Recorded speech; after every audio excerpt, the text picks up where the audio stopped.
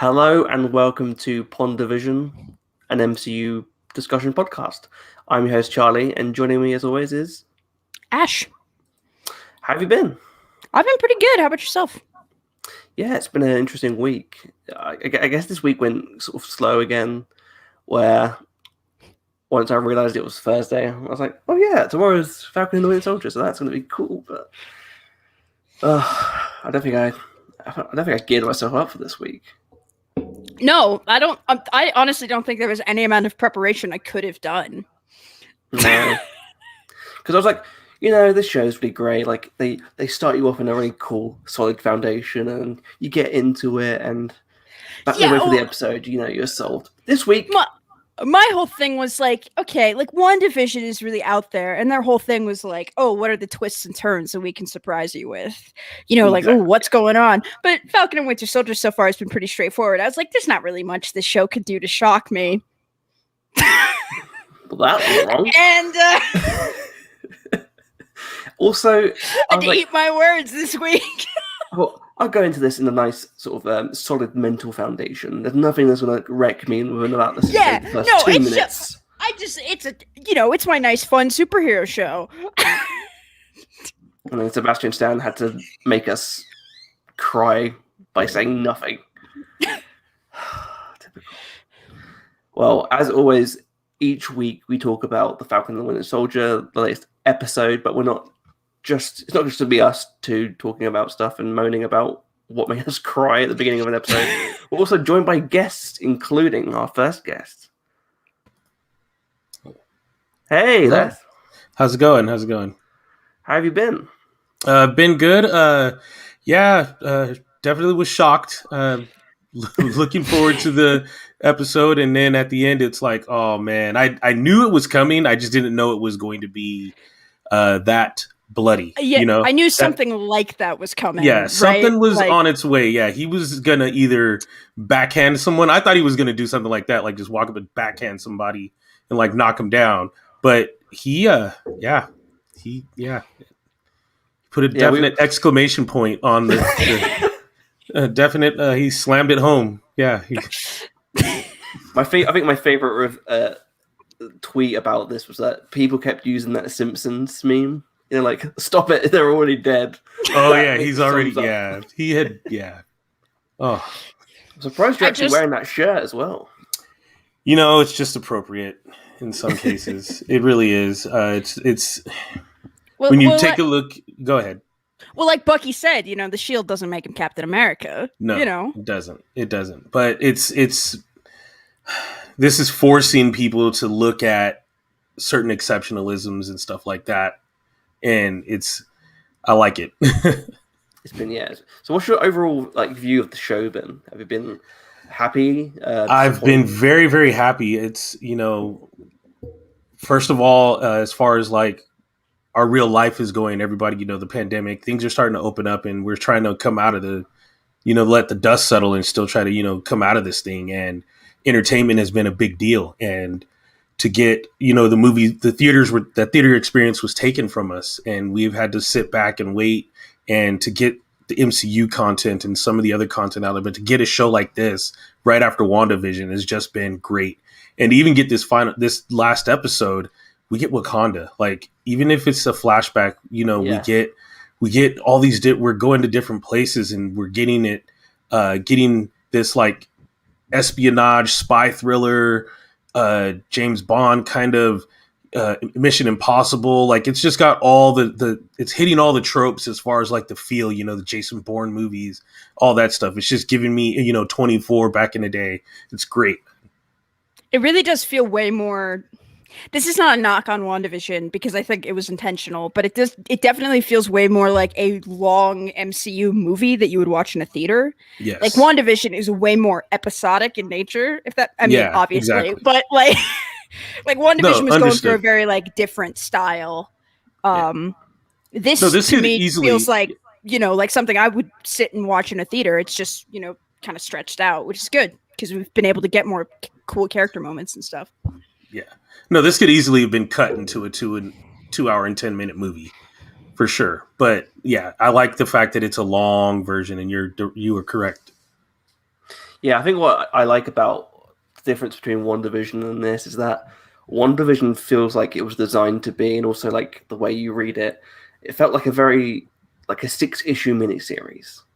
Mm-hmm. Whereas this feels like volume 1 of a Captain America book, which I really appreciate. Like, especially the opening sequence, you can imagine like picking up an issue and the first page being a flashback to Wakanda, and like looking back, like it just really gets that feeling when you're watching it. So I really appreciated that as well. Yeah. Well, we're also joined by. Hi. Hey, Meredith.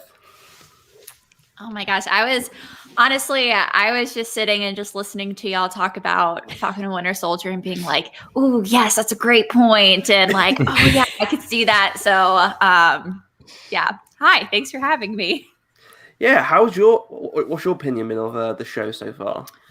So, I've really enjoyed Falcon and Winter Soldier so far. I think it feels like a very organic continuation of the Captain America movies. I think that what makes these Disney Plus series work so well is like we are getting so much more time and breathing room with characters that like only get a handful of scenes in the main movies. So for Falcon and Winter Soldier, I'm about to get a lot of hate for this, but hear me out. Bucky is one of my least favorite characters in the MCU. Oh, same. Yeah. Okay, great. Okay, I'm not alone in this. So I have always had such a big problem with Bucky, and to finally, within the first episode, I was like, oh my gosh, I understand him. I get what's happening right now. And over the course of 4 episodes, I'm now rooting for him. And I was like, wow, thank you, Marvel, for making me care about Bucky. And it was kind of the same thing with Wanda, too, for WandaVision. It wasn't like she was my least favorite Avenger, but I just knew so little about her. And then by the end of WandaVision, I'm like, she is the strongest Avenger, and I will fight anybody who has something to say about her, you know? So I've been a big fan of the way that they've been able to flesh out these characters. And like Les was just saying about Wakanda in this past episode, like Falcon and Winter Soldier, it makes sense that we're getting to see kind of like the world and world politics of the world, like post blip or the snappening, which is what I still like to refer to it as. So to be able to kind of see where the world is at and to see Wakanda and their place in the world during this time too, and like how everyone's making sense of everything it's just great, you know? Like, yeah, I think this could have been cut into a 3-hour movie and we'd still be fine with it.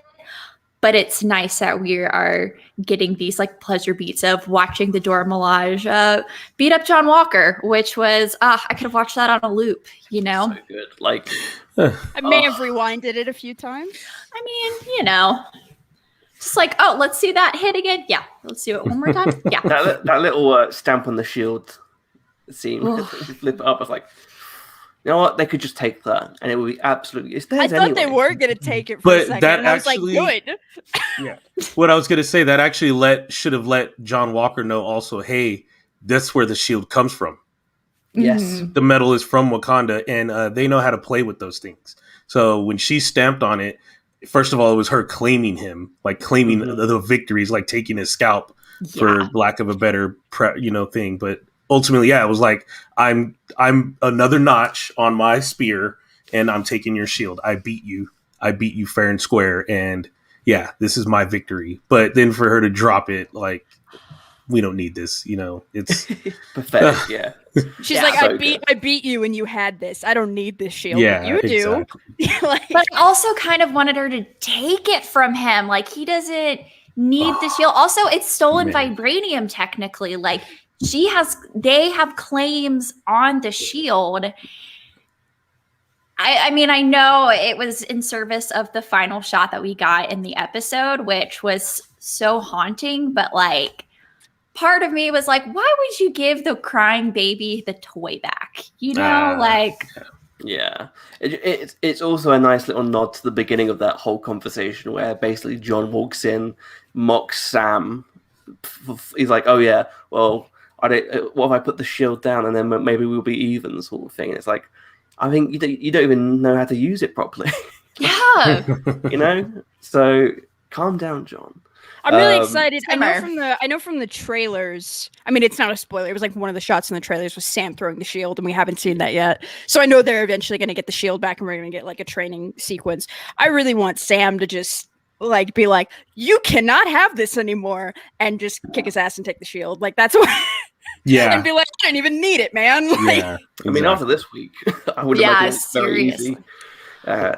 Which at this rate, I feel like that's going to happen in the last episode. Like we've seen those shots of him and Bucky like throwing the shield around what looks like back in Louisiana. I'm predicting at this rate, like that will be that'll be in the last episode where he finally like is okay. I'm committed to training and becoming the new Captain America or whatever they end up calling him. Sorry, rambles. That's what's interesting, and we'll get to that because I have some theories about the whole shield situation because they keep bringing up and debating whether they should destroy the shield, which I think is really interesting, and I'm intrigued to see where they go with that particular. We start off the episode obviously though with the scene in Wakanda, which as I joked about, but also kind of is true. We start off the show with a very emotional moment with Bucky having gone through whatever procedure that Shuri came up with to remove the memory, the code word, and Hydra manipulation. And we see how sort of haunting it is for him to go through that sequence with Io. But what I really appreciated was the way they used the flashbacks to enhance Sebastian's performance. Because I think a thing that many of us tend to forget, especially in terms of watching Civil War, because I never really spelled it out in Civil War, is yes, they talk about Bucky killing the Starks, and we see Tony's reaction to that, but we never really get to focus on the fact that Bucky was his friend as well. Like they were friends. Yeah, Bucky knew him. Yeah, Howard and Bucky were friends, and that must have been horrifying for him to deep down know what he had done. So to see the sort of the reaction that he has in those moments was really really well done in my opinion. Yeah. Well, if you look in that flashback, if you slow it down, it's also one of the things he regrets is him fighting Tony too, and that's his hand going over the arc reactor. Let's be honest, I don't think he got to make it right. They're all dead, and Tony Tony died right after snapping everybody back. So that is a major. There's nothing worse than that type of regret where you can't fix something. You think Tony's like the last name on his list that he can never like get amends for? Sorry, I don't know. No. You know what? Just take the depression level even lower. I don't think that he has it on the list. I think that's just something that he knows he'll never get done. I think that other one, the name in the first episodes that we saw where that killing he remembered, I think that one may just be the hardest. If it's taken him that long to tell the father, amount of time, then it's definitely bugging him. But I know that Tony is something that he just will never get to make right. And that's terrible. My positive attitude brain, it's in my mind, it's like maybe Tony left a message for him because obviously we see them all at the funeral. So maybe because it had been like 5 years, maybe he had realized that. Yeah, I think Tony at that point had probably like moved on. Not totally, but maybe. So there was a rumor that there was a deleted scene that was supposed to be an Endgame where Bucky like blocks a shot from hitting Pepper, and like Tony and Bucky like lock eyes and they kind of nod and like. Oh man! Don't say that because I just pictured that in my. I just pictured that happening, and they're just the emotion in the heat of battle. Oh, that is such a redeeming moment. That you know they what? Messed up now. They messed up. I'm gonna Mephisto level theory something stupid real quick. So bear with me. Yes. So we know that there's a character that we know of that's gonna be in episode 5 or something like that. Charlie, you'd probably know the specific word because I just saw the headline on Twitter, the specific wording of it. What if it's Gwyneth Paltrow? Oh. Well, she wouldn't remember it anyway, so there's no point asking her about it. She's the perfect person to ask for MCU cameos because she doesn't know what she's doing. Oh my gosh. Yeah. That'd be interesting. That'd be a cool cameo, and I would not have seen it coming, so that'd be cool. I'm sorry, I'm still hooked on that deleted proposed scene or whatever, man. That is such that little 30 seconds of footage would have been just enough. But then again, it adds to this. So then leaving it out, I guess, adds to the angst of Bucky and just how he knows he's even when he's fighting, a few scenes he's fighting in Madripoor in the bar, when he throws down, he's kind of holding back. He's not going full force because he knows he's hurt a lot of people and he can hurt a lot of people. Mm-hmm. Even when him in that fight scene with the Dora Milaje, he was just hey, and he was just trying to, well, then again, he did get his butt kicked. Everybody got beat up by the Dora Milaje. But he was trying to be like, Io, let's talk about this. And I was let's talk. And she's like, no. He's like, nope. No. Oh, man. And then it was funny because the Sam and Bucky are more trying to negotiate fight. Whereas Battlestar and U.S. Agent, I'm just going to call him U.S. Agent now from here on out. They're just fully trying to dominate the room. And completely failed doing so. Not to bring up Star Wars, but it kind of reminds me how the Jedi are supposed to, when they fight, they're not to attack or kill, it's to defend and deflect. And I think that's what we see Sam and Bucky do more in that fight than John Walker and Battlestar. Right. But the Dora could have just ended all of them, which I think Io is explicitly not. There's something about their relationship that we don't really know a lot about, but they're clearly friends. Yeah. Yes. And she gives him that time. She's like, you have 8 hours. I trust you. And it's in the first scene, she calls him White Wolf, which is a name I think he's given himself, I think is the implication. No, that's the, so in the books, if I'm not mistaken, that's who the White Wolf is. The White Wolf is in Bucky. So sorry. In the books, they adopted a straggler or something like that, and then they raised him and trained him to be T'Challa's dark hand or something like that, and he's the White Wolf of Wakanda. So, but in MCU, they've made Bucky the White Wolf. So when they took him back there, and they were able to rebrand him and into like we said, break the code, break him, and all that stuff, and then turn him into the White Wolf. But but there's a respect. She's like, you have 8 hours, White Wolf. And then in that fight scene when she's disappointed with him, she's like, for Bast's sake, James. It's for God's sake, James. I think she says, Bast, damn you. So that. Yeah, she damns him with their religious deity, which is, and it struck him too, because you can tell he was embedded in Wakanda and he was adopted and fully embraced, and he embraced them back. Right?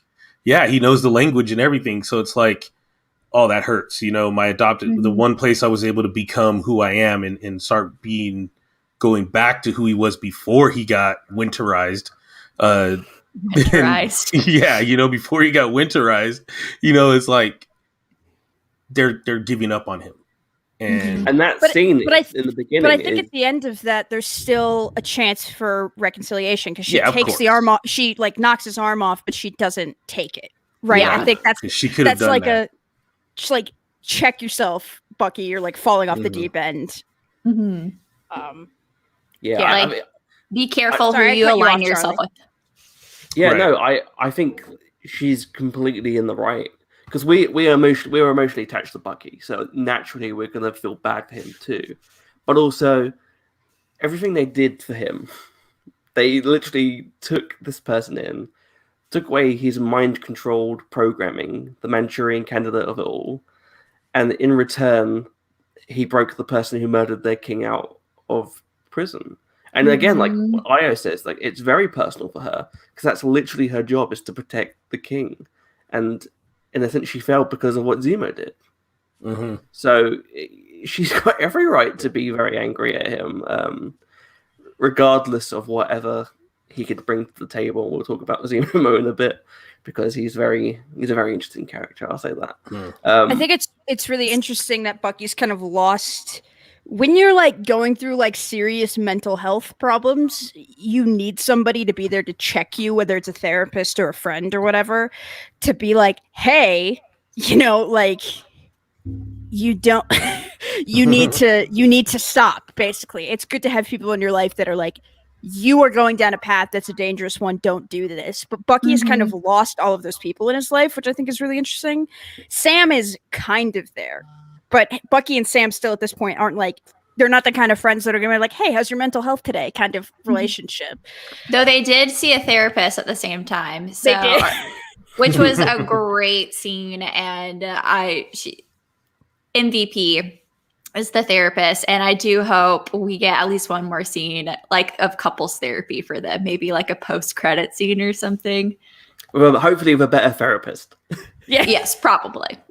There was already a great thread on Twitter that went viral this week about therapy in the Winter Soldier, which I really appreciated, especially from like a military angle, and how like it isn't what Bucky needs.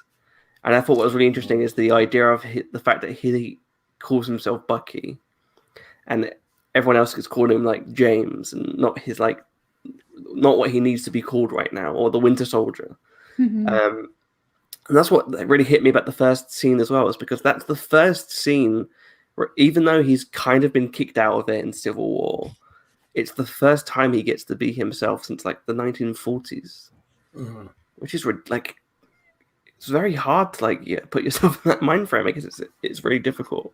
And there's still so much we don't know exactly about Bucky. I still find it interesting that the way he phrased in episode 1 about his family, where he said that he still has. I mean, it suggested that one of his sisters may be alive still, because it didn't say they're all dead. It just says I have sisters. Yeah, I'm really intrigued, and that's why I think what Io says is really impactful. She calls him James. It's like, that respect is kind of gone. So it's interesting to see where they go with that. Obviously, after the first scene, we get into the sort of back in the deal of it. We get the nice little scene where Sam isn't. Where Bucky isn't sort of like messing around. He's just straight up telling them, "Yeah, by the way, Zemo, Wakanda's after you." I'm glad he didn't keep it a secret. I'm glad he's just like, "Hi, the Wakandans are after you, you idiot!" Like, and he's like straight up, like, in his little bathtub. He's had a little shower since the last episode. I mean, Daniel Breuer's Zemo is the best. Like, his portrayal of that character is so intriguing to me, and I love the way they introduce elements like. You kind of forget about obviously the tragic backstory is obviously there, but when they introduce the small little hints of it, like the chocolate and the sweets and the Turkish delight, you're like, oh, okay, well that's why. and it hits you, like, okay, well I kind of get it.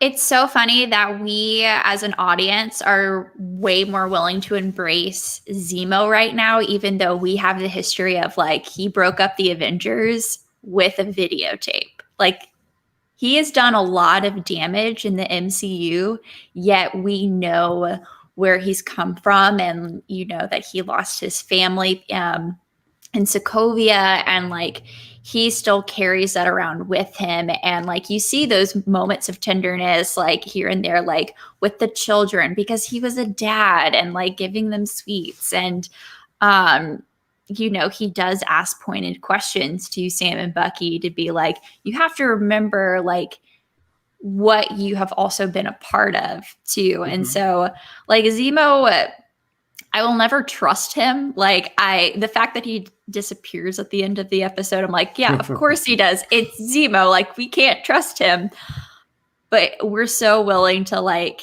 embrace him, and especially the mirror that he's like putting up to everyone around him. Like, look at yourself. It's fascinating. I think it's really interesting that, like you said, like we as an audience trust him when we absolutely shouldn't. And I think Bucky and Sam are trusting him when they absolutely shouldn't.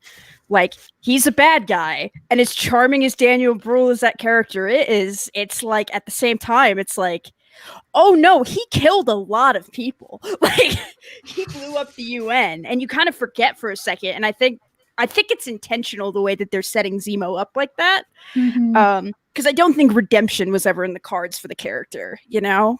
And if it was, I think it'd be really stupid, but yeah. I don't know if we'll get like a redemption, but I feel like we're going to get some sort of... I feel like he will I think at the end of the show, he might actually willingly give himself up. Will he give himself up to the German police again, or to Wakanda? Okay. To Wakanda. Because... I don't know, Charlie. If he gives himself up to Wakanda, he's dead. Yeah, I mean... He's dead. There's no... You don't kill a king and then just go to jail in Wakanda. But I'm just saying, I think well, go ahead and make your point. I'm sorry. Go ahead. Well, because Black Panther arrested him. So, you know... okay, I get it. You know, T'Challa had compassion for him. Yes, you're right. Yeah. Because he was about to kill himself, wasn't he? He was about to commit suicide. He was about to kill himself. Yeah. He didn't want to live anymore. So I feel like what might be... He might just willingly give himself up. Because I feel like T'Challa's not going to be like, vengeance has consumed you, but I'll let you die in about 7 years instead. So he's going to be like, no, justice, obviously. That's this whole thing post Black Panther as well. Like, we can't repeat our mistakes. So I think what's interesting in that, because we see that trailer short with Bucky at the Sokovian Memorial and the bullet. Yeah. I think it would be great if, like, Bucky's just like, it's actually a symbolism of, like, the people that he's killed. Like, this is what you've done.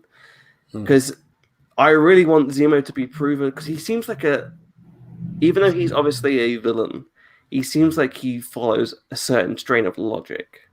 Because he's not necessarily always wrong.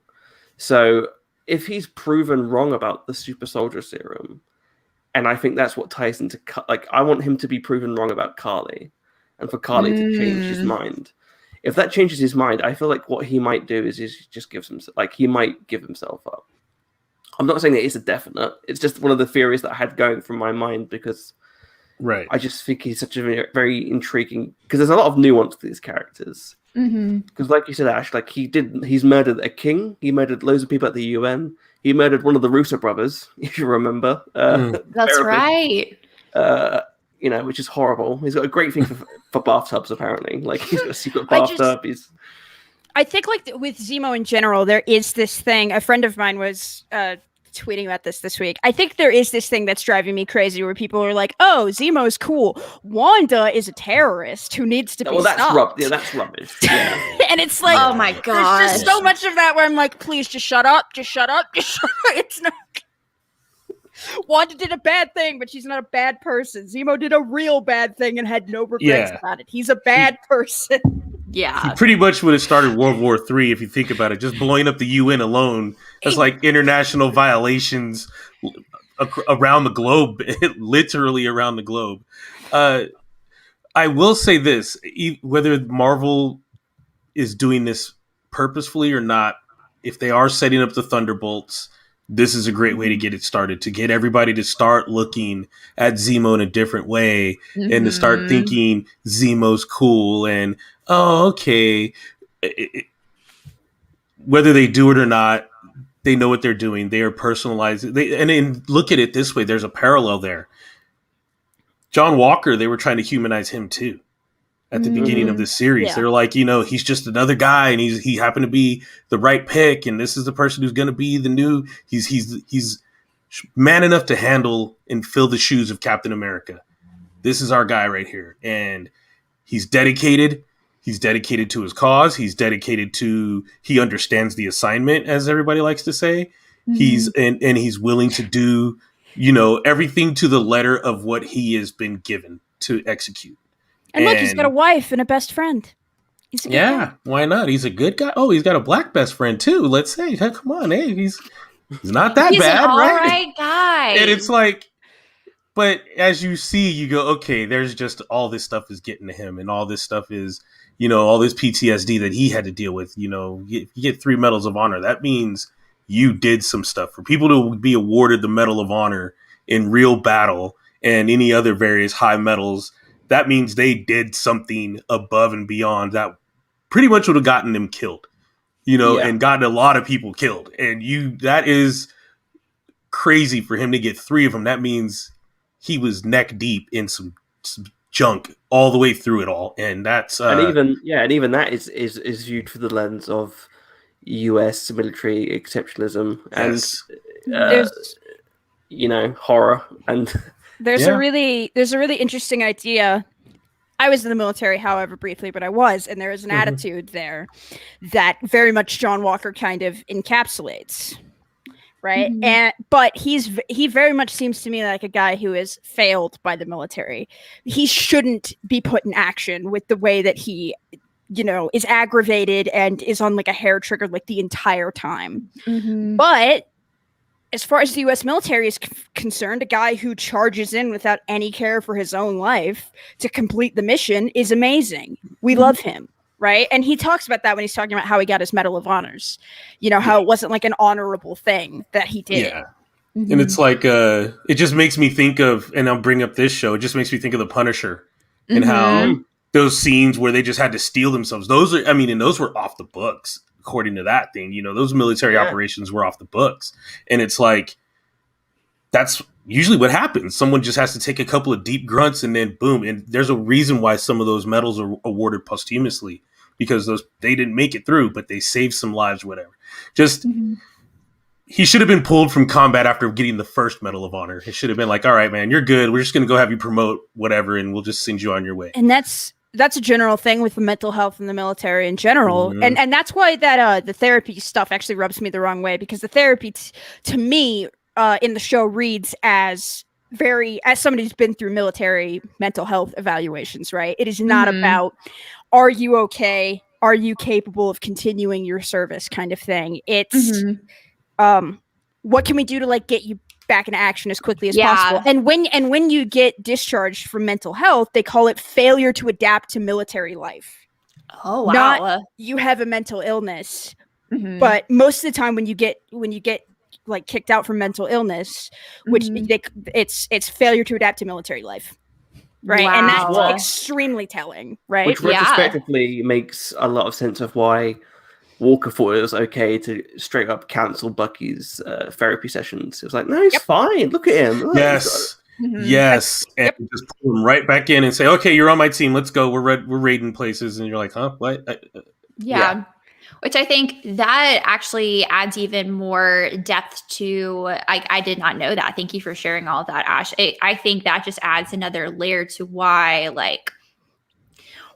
the whole thing with the super soldier serum has been it's about character more than it is about your qualifications. Like John Walker is the perfect soldier. And so for him to be able to go get 3 medals of honor, go through all of this stuff, and by military standards being like, okay, you're good to go. We're putting you back in action, and not caring about the character of him and like, what makes a perfect soldier. It's more about, are you a good man? Which is why Steve Rogers was able to still be himself when he took the super soldier serum.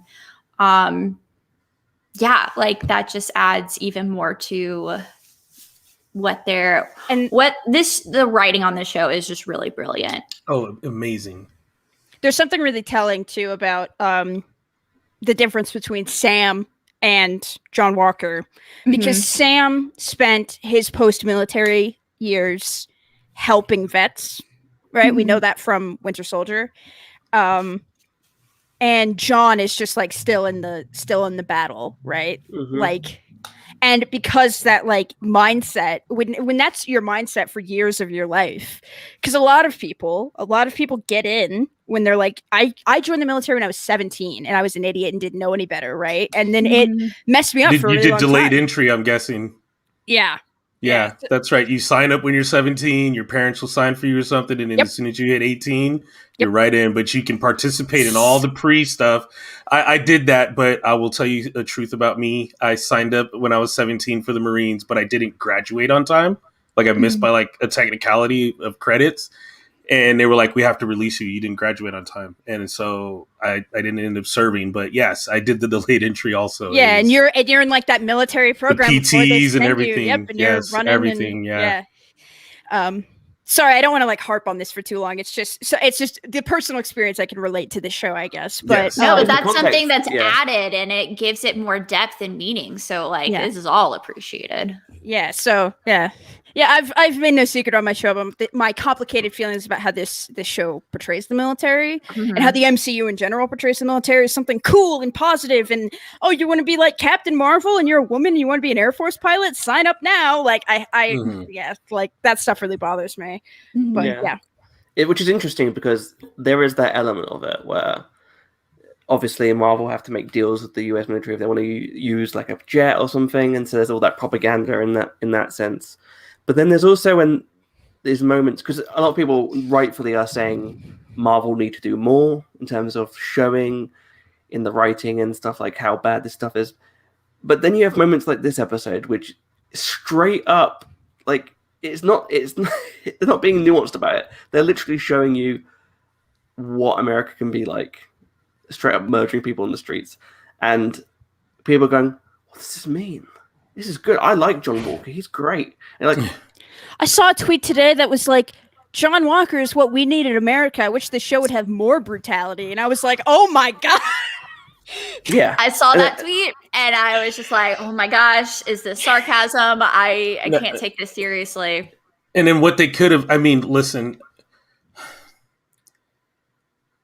his best friend just got killed, so I can give him that. That small piece of what he did. His best friend was just killed by a super soldier. Yeah, he would be looking for a little payback. But to be like, oh, we need more of that in America, that's skewing it. I'm okay with him getting a pound of flesh for what happened to someone he's had very close to him in his moral center. I'm okay. I guess I could allow that as far as the story and all that stuff goes. But yeah, to try to be like this is, to glorify it is a little much. Yeah, that's crazy. That's flat out just insane. I saw somebody online like compare and contrast that with the Civil War scene where, Cap is raising the shield and is about to hit Tony, but he doesn't. Right. And it's like, that's the difference. Cap could have killed Tony. Also, but he didn't. Yeah. The first Avenger. Like, Steve sees his best friend get killed, supposedly. At that time, he thought Bucky had died. He doesn't go out for murder someone else. He tries to get himself drunk and he couldn't. Like, that is how he...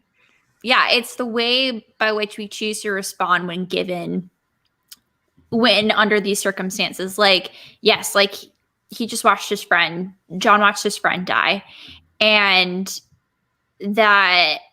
But we had been seeing the seeds planted for him, how there's a lot of anger and his temper is just like right below the surface. PTSD, and it was just ready to like snap. And given him with the serum now, he's like, I'm ready to go. Man, that was such we'll get to that because I want to keep that last because it's such a whole discussion in itself. Ash, we've been talking a while every week about the Young Avengers and how they're going to potentially build up. And you came up with the idea of like maybe White Vision being the leader of the team. I think now that we can put that theory to rest because we know that the person who actually is going to bring them all together, and that is Baron Zemo, who's going to bring the team together with the promise of Turkish delight. Oh my gosh. The guy who broke up the Avengers is going to bring the new Avengers together. Listen, Charlie, I need you to understand. I was laughing on the outside, but I need you to understand the visceral disgust that just went through my entire body when you said that. Bye, black sheep. Have you any wool? So crazy. Gosh. It was very... It was effective, though. That was the worst part, is that it was effective. I mean, but the guy has to keep these close to his vest. If he would have just said, listen, I'm going to go give the candy to the kids and get info from the kids, that might have been better, but it just added to the mysterious, because that still made me not trust him. Yeah. And that whole thing with him, pulling up the thing and sitting there and like, And then after that, exactly, because he still doesn't want...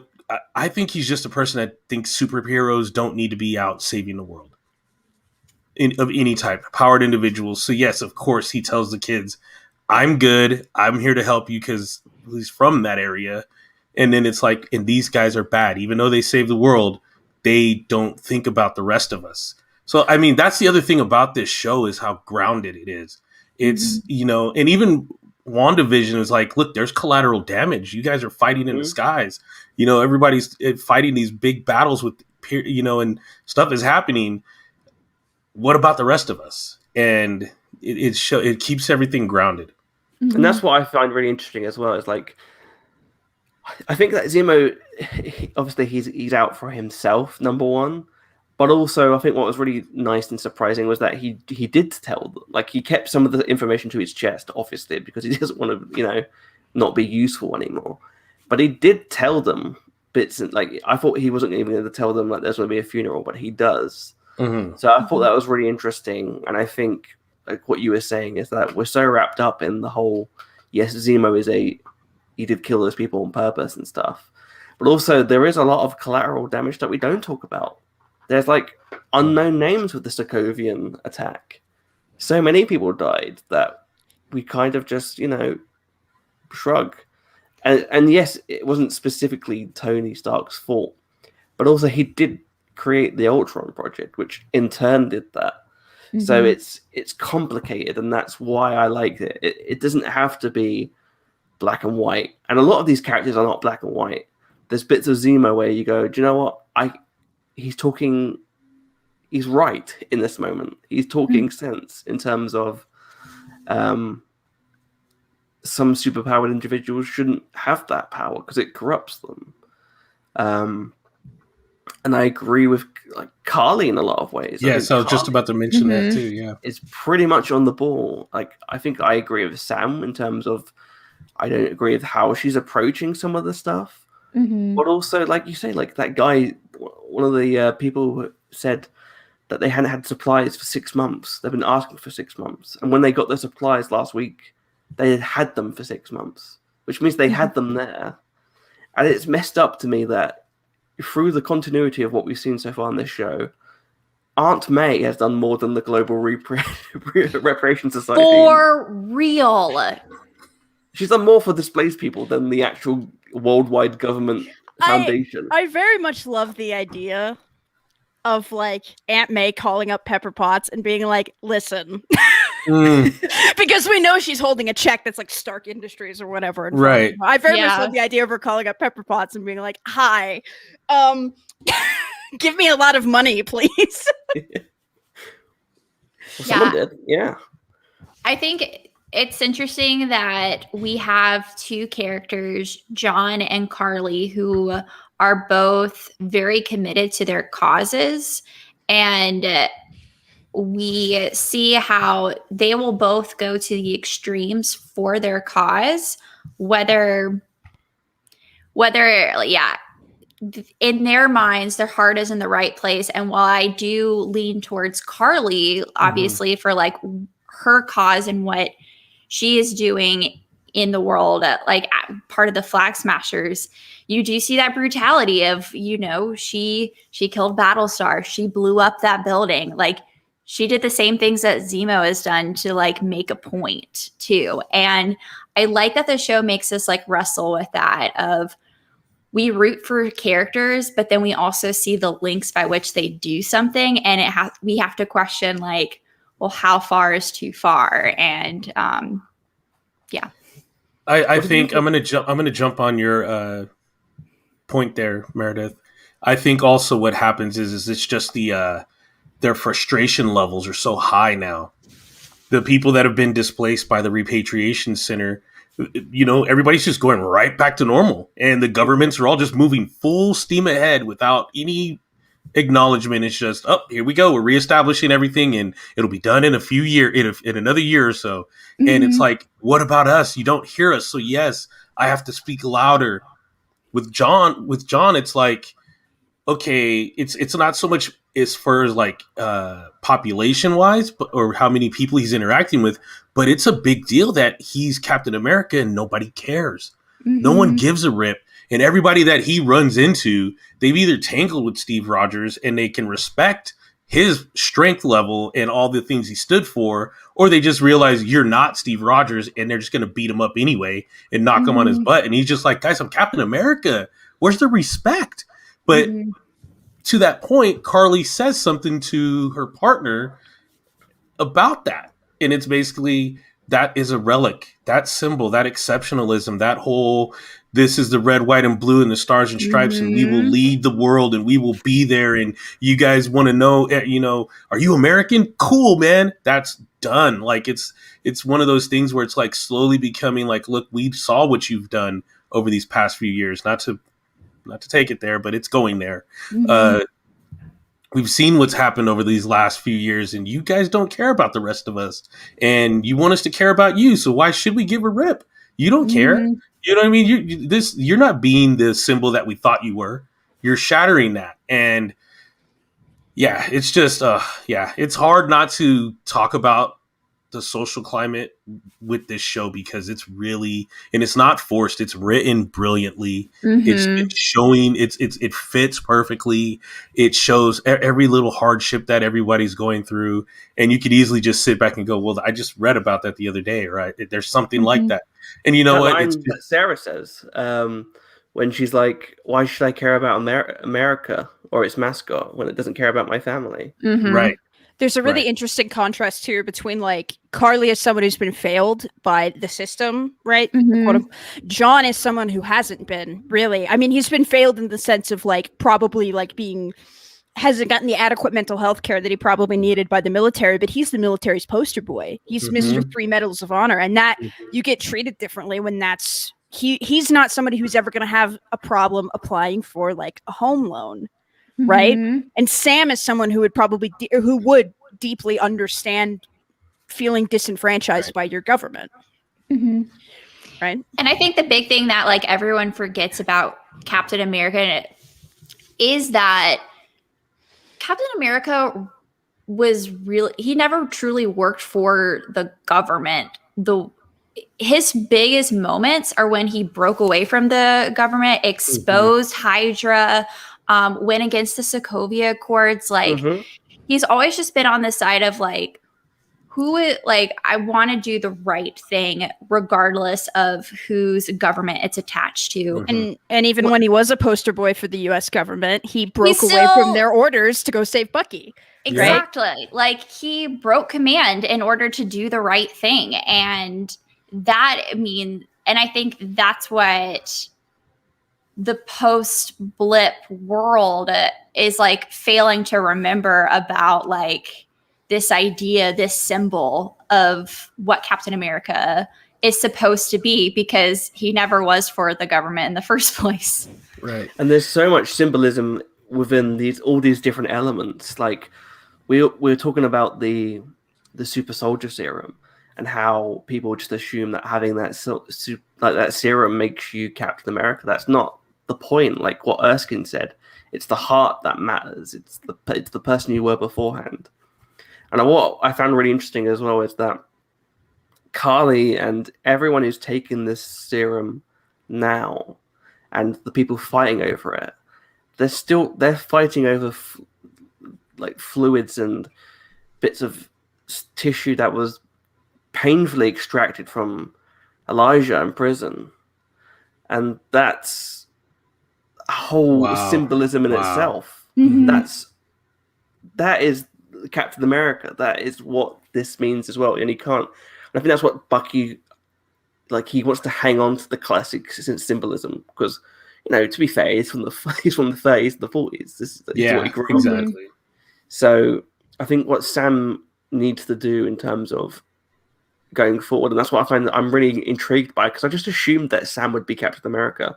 Now I'm not so sure if he will be Captain America, and if he will be, it won't be the same Captain America. Or if it's a good idea for him to be Captain America, right? Yeah. Right. And that's what's interesting. So I really hope they do go back to the Bradleys and have a conversation with them, because part of me really doesn't want Sam to use that shield. If they were gonna, because we know in the first Avenger, there's a few different types of shields that could have been picked, and we know that Steve's shield was in the ice with him. If Elijah was given a different shield during his combat, I think it would be much more impactful if maybe Sam decided to use that one. And I think there is one, because I think Elijah Bradley's shield is the it has like the 3 pair at the top. Yeah, it's not the round shield. If I remember correctly, Elijah Bradley, not Isaiah Bradley. Elijah is Patriot. He's the younger. Yes. Just to clarify for like people who Yeah. I'm sorry. Isaiah Bradley has the old coat of arms shield, and then Steve had the round shield. His grandson does eventually become a hero, and he uses his grandpa's shield. Yes, he uses grandpa's shield. Young Avengers. Oh, yeah, you're right. It all comes back to Young Avengers. I'm telling you. It does. To go back to that comment where you quoted the Sarah's line, I think that's a real life Easter egg, because if I'm not mistaken, Muhammad Ali protested going to the Vietnam War. Yes. And he said one of his things was, why am I going to go fight for a country in another country when my country won't fight for me here? Mm-hmm. And so I just had to bring that up. I think I really hope a lot of people see what is being portrayed here from all sides. I mean, what's happening with the flag smashers is how the rest of the world is viewing the United States, or at least viewing the symbolism of Captain America, the great hero. And I mean, and for them to be fighting over, and thank you for bringing that up, Charlie. It didn't cross my mind that those could be samples derived from Isaiah Bradley's blood work and genetic. Because Dr. Nagel says last week. That's right, he did. Yeah, from a test. So subject, which is, I was like, it just made me so. You see Sam's face, and he's like, this all stems from gross manipulation. That's why I saw when I was seeing people react to this week's episode, and they're saying, "Oh, look, well, the power broker's going to be angry because there's no more serum left." And I'm like, you don't know what he's going to be doing to Karli and them, like that group. They could forcefully extract them and get whatever they want and try and recreate it again. That's the whole cyclical nature of this horrible serum. And thanks for pointing that out, Ash. I think I've got my Young Avengers brain on. I'm so excited for Elijah. I want to see more Isaiah Bradley. My impact. I'm actually excited if they can. They're slowly putting it together. What they have an America Chavez show coming, if I'm not mistaken, or she'll be in Doctor Strange 2. She'll be in Doctor Strange 2. We have Billy and Tommy, Miss Marvel. We got Billy and Tommy going to get rescued. Yeah, because they're going to get. Kate Bishop. That's right. It's coming along, man. It's Turkish Delight Kid.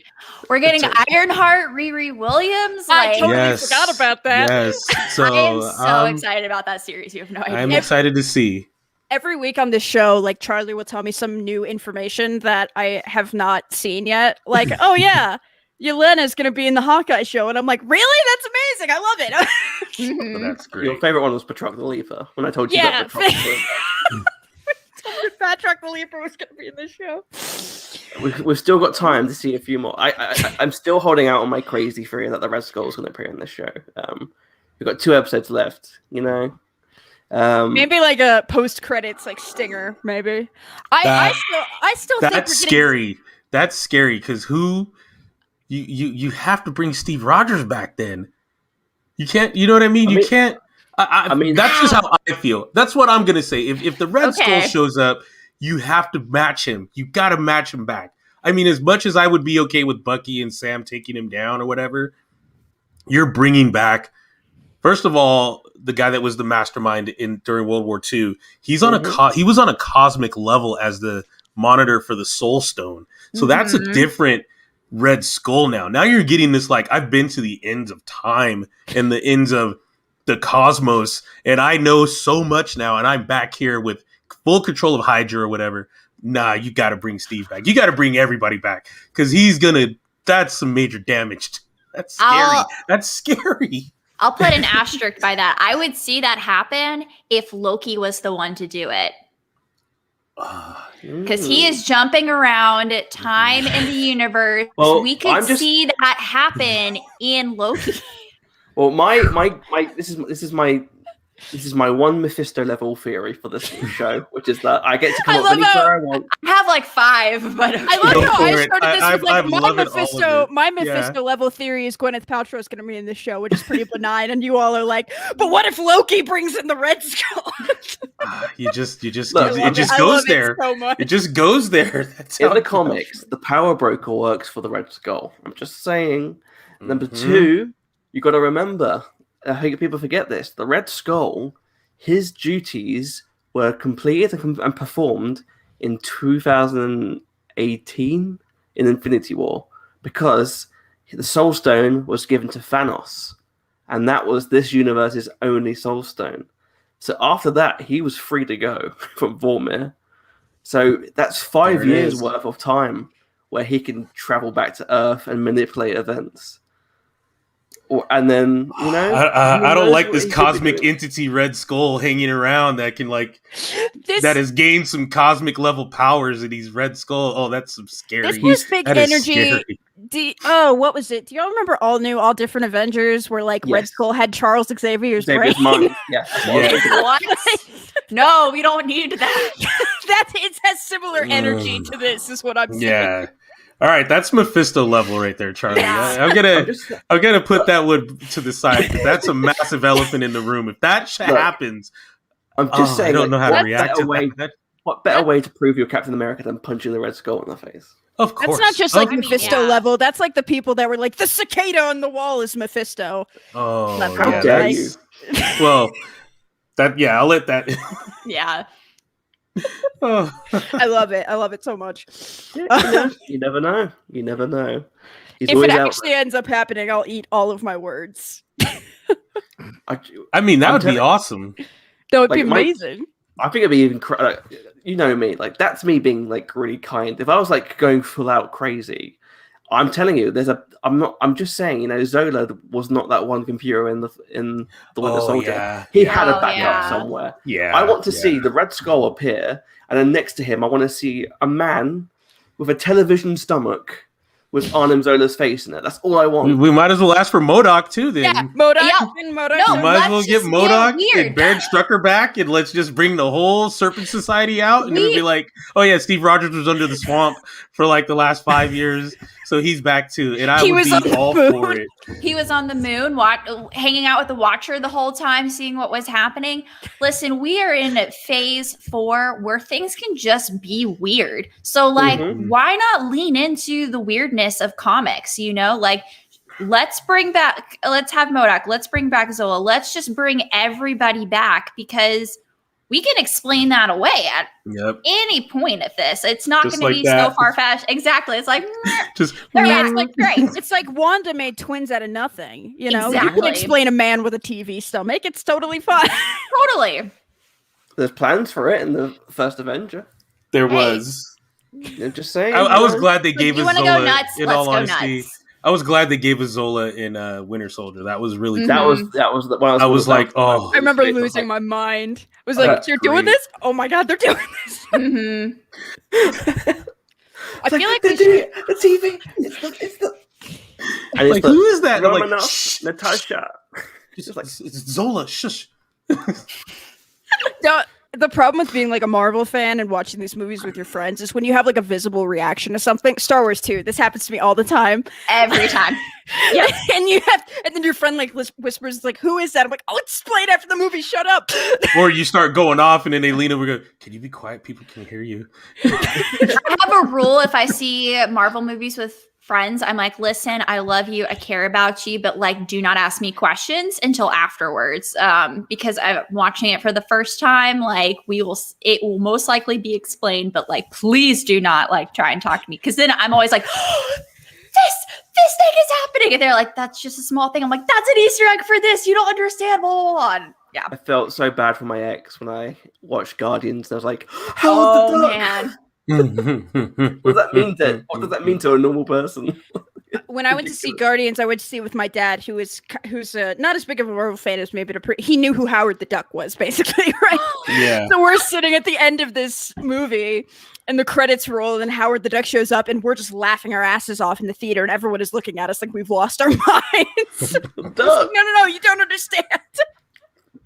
But seriously, I feel like it's interesting where we're going with this and the way they adapt these different types of characters. I do think it will be great to see the Red Skull again in the future. I said that beforehand, to be fair, and I was like, well, they're never going to bring him back because, all the behind-the-scenes struggles. And then he appears in Infinity War. I'm like, well, anything could happen. And I think that's the coda for this. Like you said, Meredith, this Phase 4 is anything could happen. What did we think about the Super Soldier Serum and what we got? Like, what do you think about what people said in terms of Zemo's point? Like, do you agree with that the Super Soldier Serum is a form of, can lead you to be a supremacist? I mean, he raises a fair argument. I think it goes back to the heart of a person who is taking the serum. But I mean, everything he's talking about is leaning into power corrupts, and I don't think I think he has a fair point. What, Ash? I agree. There's not, I mean, I've said it before on some of the other discussions I've had in other podcasts and stuff.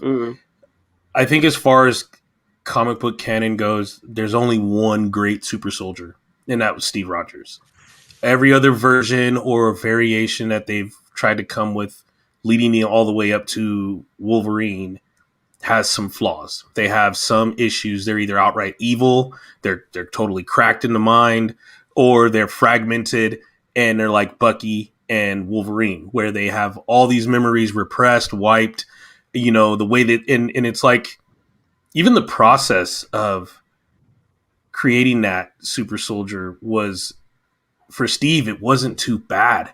It was just, he got injected, he transformed great. His body, his mind, he came out of it without any issue. Everybody else has gone through some really mind-altering things or, physical altering things that have just changed them in some way.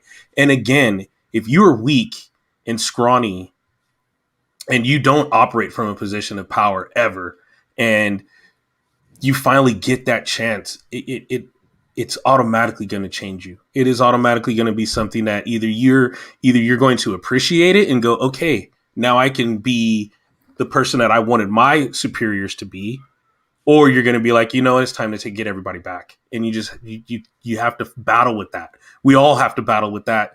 Say at work, and all of a sudden you get put into a position where you're in charge of people, and all of a sudden you can either be a really messed up person, or you can find a way to strike a balance. And so I think it's tough to find that person. And then again, when Zemo asks Sam, would you take it? And it mirrors the other conversation between John and Lamar, where Zemo asked, would you take it? And he's like, absolutely not. No, he wouldn't do it, because he knows, listen, he was in the major battle at Endgame. He was fighting in Wakanda. He's seen what he's had to, he's gone up against guys like Thanos, and he's still I know in his mind, he knows that he would become something more or something worse if we did that. Lamar, on the other hand, is we're taking these types of people on. We do need it. We need it. Yeah. And I really think he could have gotten the super soldier serum and been able to find that balance. He seemed more Captain America to me than Walker did too, as the moral center. And that it's sad to see what happened to him. I think there's this really interesting. So I kind of agree with Zemo, but not in the sense of I don't think the super soldier serum is going to corrupt every individual person, right? I don't think Steve Rogers is the only human being on the planet that can handle it. Right. I think that's a little ridiculous, right?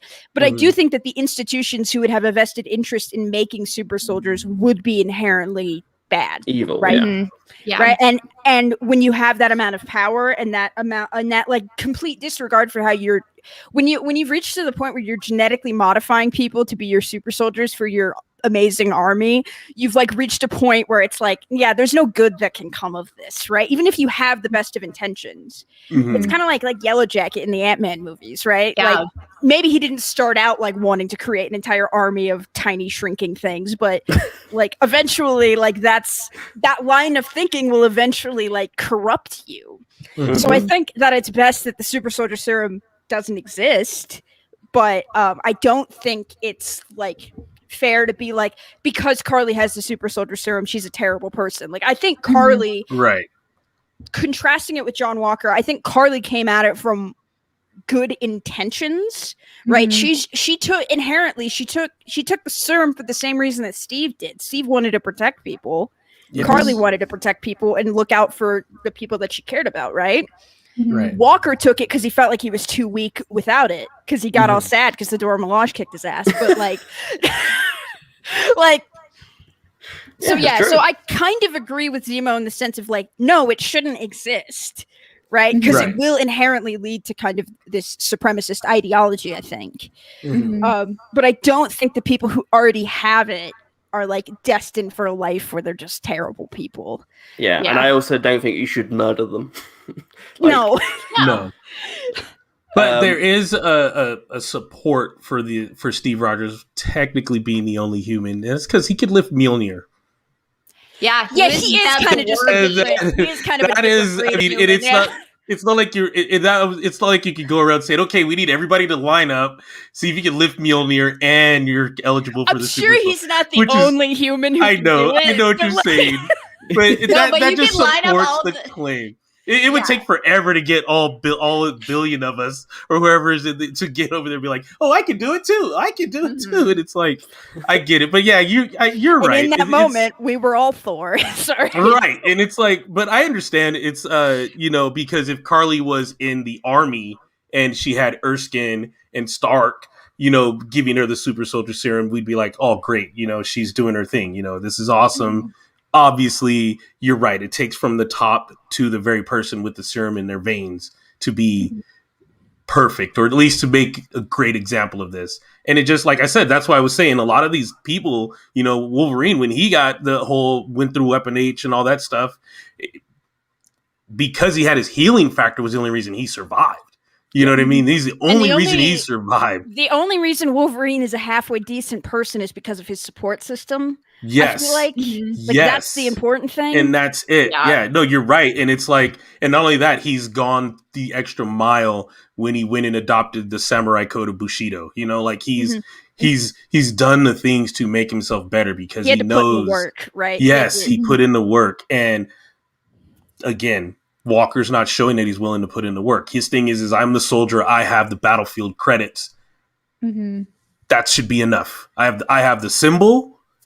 And I have the battlefield credits. You need to respect me. That's why he's introducing himself as Captain America all the freaking time. And that's what I think's interesting in terms of what, like you're saying. Like, I think what people forget as well is that Steve, even though he's obviously privileged as a white dude, especially nowadays, where he was when he grew up, he wasn't as privileged as John Walker was because he grew up in a poor family. He was also disabled. Yeah, and that is something that fundamentally changes your mindset and how you perceive yourself. Absolutely. And his parents were very ill because of that. Like, they had their own afflictions. We see it when he tries to apply for stuff. I'm pretty sure he's also like, his parents died young. I'm pretty sure, right? Yeah, he was an orphan. Yeah, and so Bucky was kind of like that role model for him and brother, not just because of being a best friend, but also someone he had to look up to. And that's why I feel like being in that process, being in that element where you're like poor and you don't have like a family, I feel like you either become like angry at the system or you just become kind. And that's what Steve Rogers is. He's kind. And what I really liked in this episode was the mirroring of both Sam and Steve, particularly. And also a mirroring, I think what's interesting is the way that they mirrored Karli with Wanda. Because Wanda was also a young woman with powers who took on that power to fight for something that she believed was right, and to help people who were being affected negatively by war. So, and that scene where, you know, he says to Zemo, he's like, no, she's just a kid. And that's the exact same conversation we got in Civil War. And I really did appreciate that we do actually go, no, you have to listen. The same way we defend Wanda for, you know, like, for taking on those actions at first. She's not doing it for, like, negative reasons. She's doing it because it is like it's a rough world sometimes, and it's Wanda didn't join Hydra so she could be like, I just want to kill people. She thought she was doing the right thing. It was the last straw. Like, no one else was helping them. The US government was clearly on the other side of whatever fight this was, and the people were, as always in these sort of situations. And again, it links back to what actually John Walker was saying about Afghanistan. Like, I really appreciate that line where it's like, you know, what we did wasn't necessarily right, and what we got awarded for is it's good in the sense of the US military, but you know that what we did was wrong, and it's complicated. But I want to know. I think there's also a really interesting contrast between Walker and Steve in the sense of, like, again, back to the Wolverine thing. Steve had Peggy. Steve had a support system, and Peggy was a person that was not afraid to call him out, basically. You know, it was not like when he's getting drunk in that bar after Bucky dies, he very easily could have gone to a place of like, I'm going to kill all of them, you know? And he even did. He tells Peggy, he's like, I'm not going to stop until everyone, you know, in Hydra is dead or captured. And Peggy's like, listen, he died for you. Like, allow him the dignity of his choice, basically. He's your best friend. With Lamar. Yeah. But they react to it completely differently. 2 different ways. Yeah. I don't. Before we dive into that, I just want to ask you all personally, because I did a poll last night about this whole thing, and I want to read out the results. I'm going to go Ash, Meredith, and then Les. Okay. So, would you have taken the super soldier serum, Ash? I mean, like, I've got a heart defect and like several other things wrong with me, so I want to say no. I want to be like, no, of course not. But like, if it fixed a lot of those problems, I honestly can't say. If they were like, hey, would you like to be able to run without passing out? I'd be like, no, keep it. No, I wouldn't take it. I don't think. I would not trust myself to have. Yeah, no, I wouldn't take it. I mean, yes, it would be nice to be able to be in peak physical condition and be able to run and for what seems like forever, you know. But I think that, at least for me, my current life stage right now and mentality, like, I am very content with where I am, and I do not need super soldier serum to fix any of my problems. Thanks, but no thanks. Okay, so I would more than likely take it. Not just because like it would fix anything, you know. I have my own body issues that are very, very, very much debilitating. I used to play ice hockey for a long time, and I have osteoarthritis in my hip, so I can't play anymore. So I would love to be able to just go play hockey every now and then and be able to run. Like, I still work out, but I have to modify everything, and I can't go as hardcore as I'd like to. Yeah. But that aside, if I knew what this was for, if I knew that the super soldier serum was, hey, this is if it was more like, you know, like, let's say an international type of thing, instead of just, we're going to make the best soldiers on the planet and our country's going to be number one, I wouldn't take it for that. But if it was like, hey, you've been chosen out of, you know, I would feel an honor in the first place. I personally would feel an honor, in my opinion. I would also feel an obligation at that point. But then again, it's a complicated question, because I feel I would do the right thing. I feel I would have the right moral center, and I would be able to, you know, uphold certain values, or at least implement values that were given to me as a child and as I was raised up, to, you know, to be able to wield that type of power. But yeah, it's tough. I think I still would take it though. Just if I was able to have, like you said, a check, someone to be like, all right, you know, a handler that knew how to handle me. And when they saw me starting to like, you know, my blood starting to get a little boily, like start to get to a boiling point, to be like, hey, calm, bring it down, you know? And it's like, okay, cool. So, I mean, everything would have to be in the right place. And then I would take it, basically. Yeah. I too would love Hayley Atwell to hang around with me. I mean, who among us? I mean, yeah. Man.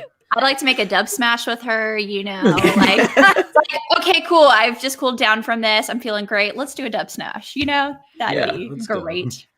Well, John Walker's doing like blooded TikToks. Oh my god. It's kind of like fake blood down his face. It's like, why did she leave me? Oh man. Just killed this guy, lol. I don't know what I would do. Like, again, like I have anxiety and I take antidepressants. I feel like I shouldn't perhaps take a unknown quantity. Like, I agree with you, Les. Like, if it's like Johnson & Johnson's super soldier serum, maybe. But I mean, if the process isn't brutal, if the process is not brutal, if it's not going to shatter my psyche, and I mean, it would have to literally be the specialists, the scientists, like this thing has to be absolutely perfect, and process and handling has to be as streamlined as possible. Because I'm going to get angry if I don't get my French toast on Sunday morning, and they better have it ready to go. I'm joking. And they just need to list out every bit of every side have my writer. Yeah, have a writer and be like, listen, man, they better. Gotta have this. I don't want to be able to meet Daniel Brawl, and if he knows that I have the super soldier serum, if he tries to shoot me, I'll be really upset. So I'm gonna decline. Yeah, because like you're a super soldier, but you don't have a cool vibranium shield. You know, that's true.